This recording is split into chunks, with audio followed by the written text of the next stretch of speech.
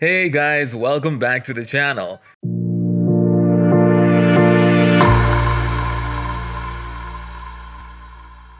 Today, let's continue to talk about Cardano, and this time we'll have a look at what Charles Hoskinson, as the co-founder and CEO of IOHK, has to say about his grand project of Cardano.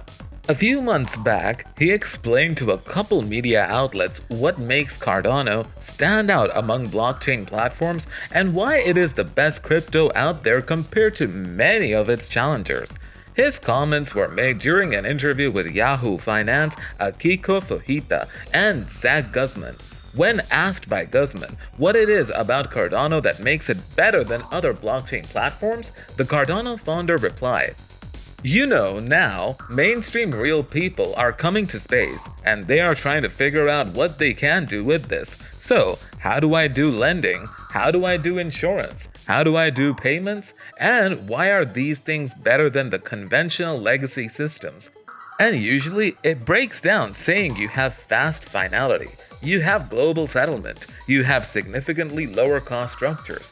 It's easier to scale things down. So, for example, micro IPOs, so you can IPO small-scale firms. Not just under $100 million, $200 million deals, and so forth. And the reason we built Cardano was that we wanted to build a collection of protocols that could do all of these things specifically for the developing world, because we saw Africa growing at 10% to 15% per year, and Southeast Asia growing at similar paces.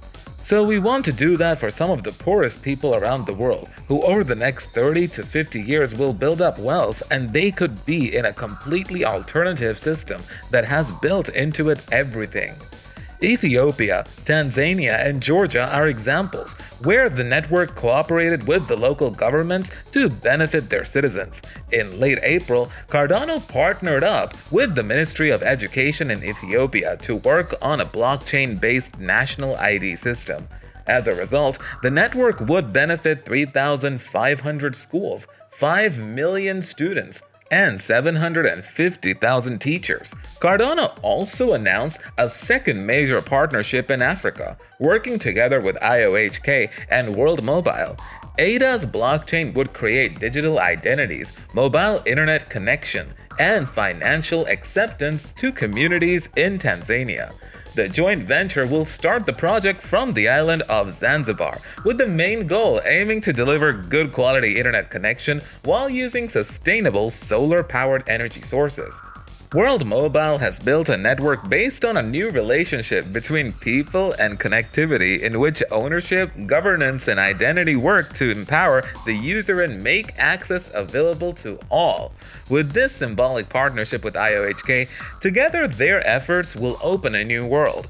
Hoskinson continued on saying, "It has governance built in, it has compliance, and so forth, and these are the kind of conversations we have, and we see not only us having tremendous growth, but we've seen the industry as a whole have tremendous growth, and actually, government adoption is pretty remarkable." Guzman then asked for an update on how what's being built on top of Cardano compares to what's being built on other Ethereum killers. Hoskinson answered, "We try to do more holistic things. It's not just that you can process smart contracts, it's also can you do that with identity and compliance? Can you do that with the metadata? Can you do that with automated regulation? Can you do that at a scale of billions of people? Can you do that with some notion of governance that doesn't require a custodial entity to always be around to take care of it?" Charles Hoskinson argued that we are used to custodial entities.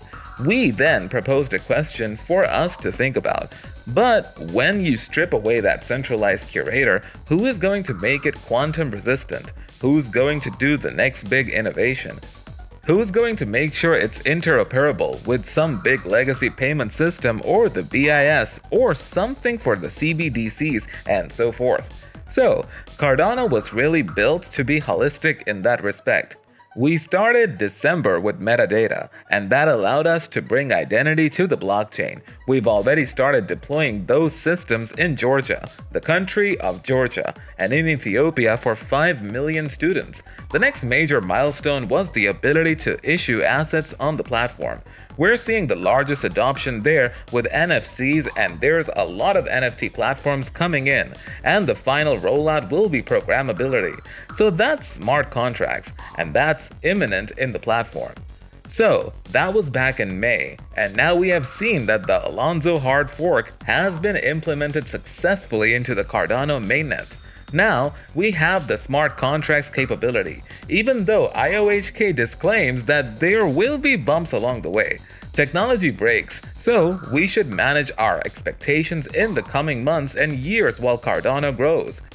In another interview that was done with Cointelegraph, Charles Hoskinson also explained why he believes Cardano is poised for a $1 trillion market cap. One of the main distinguishing points of Cardano's development approach is its emphasis on research first.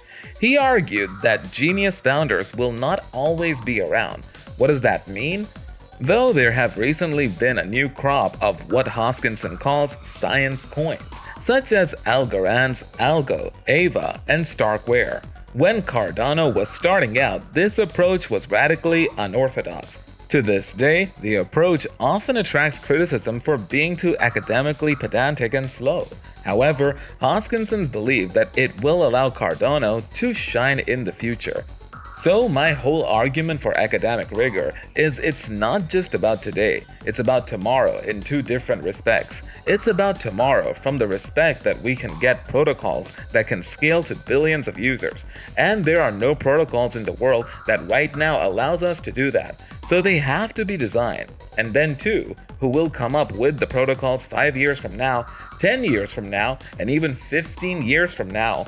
Are we always going to have the genius founder around? No. In order to make sure that the project can function and grow even without its genius founder, a project needs to create a decentralized brain that will enable perpetual innovation. Charles Hoskinson continued on saying, "So when quantum computers come alive, we have defenses against them. When we start doing these things on satellites, we have protocols for that. Well, we want these things to work on a cell phone with the same user experience and use recursive snarks. And it doesn't have to be built by one company or one party.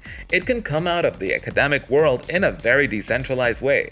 So I think this is the long-term superior approach, and it's the only approach that will actually get us to the protocol of 1 billion people.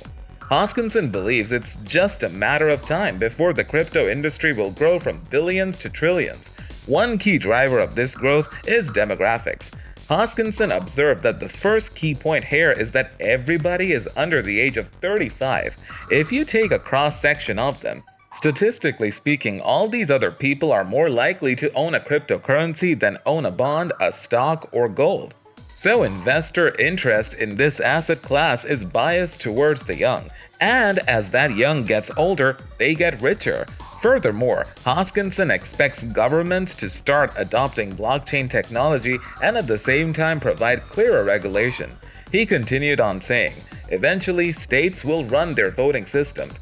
Eventually, states wear their property registration. All these things. So the fact that those systems exist and they're doing all these things creates more inflow of value. And third, the regulations are getting set so that the institutional investors can finally put money into our industry, which brings billions of dollars of new investment." And when all of these factors align, Hoskinson believes that Cardano will be positioned to benefit the most. He said, "And I think we are best positioned to capture the largest chunk long term. Now, whether that happens in 5 years, 10 years, 15 years, a whole bunch of things could occur to accelerate or put the brakes on our entire movement." Many in the crypto community agree that the crypto industry could eventually grow to its $1 trillion range. But only time will tell whether Cardano will be the main beneficiary of such a spurt. If you're looking to learn more about business topics like this, stay tuned for our later videos. We will go in depth on various other topics that we're sure will interest you. Also, don't forget to smash that like button, subscribe to the channel, and hit that notification bell. See ya next time.